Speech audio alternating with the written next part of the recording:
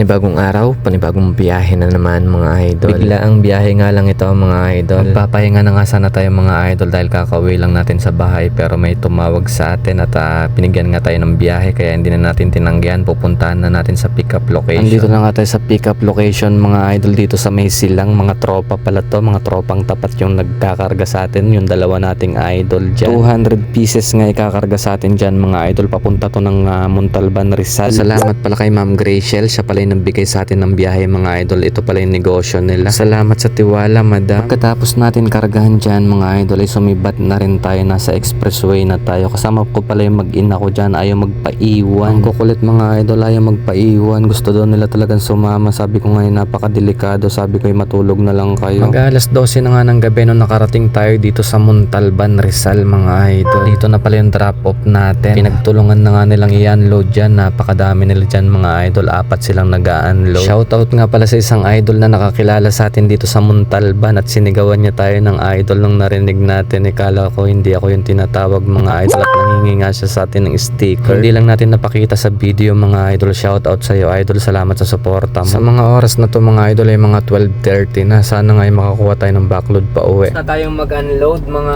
idol dito sa may Montalban, Rizal. Salamat pala kay Ma'am Graciel na nagbigay sa atin ng biyahe. Maraming salamat po ma'am.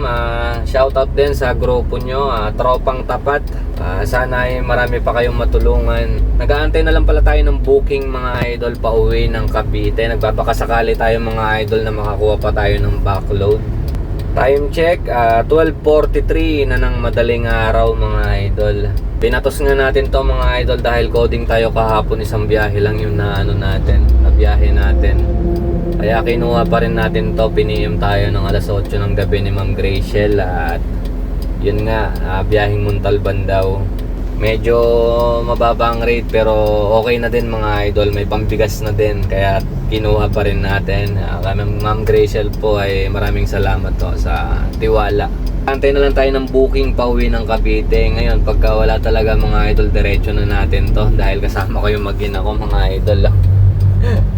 Kasama ko mga idol, hindi ayaw kasi magpaiwan mga idol eh. Sabi ko matulog na lang. Ewan ko sa dalawa na to, ang hilig sumama sa mga biyahe ko. Pati tuloy sila mga idol nadadamay. Imbis na ako na lang yung mapapagod, mapupuyat, ayun, nadadamay pa sila mga idol.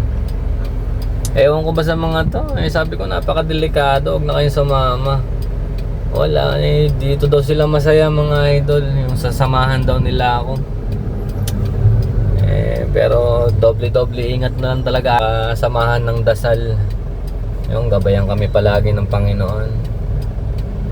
So mga idol, baka hindi tayo makakuha ng backload, diretso na natin to pauwi ng Cavite.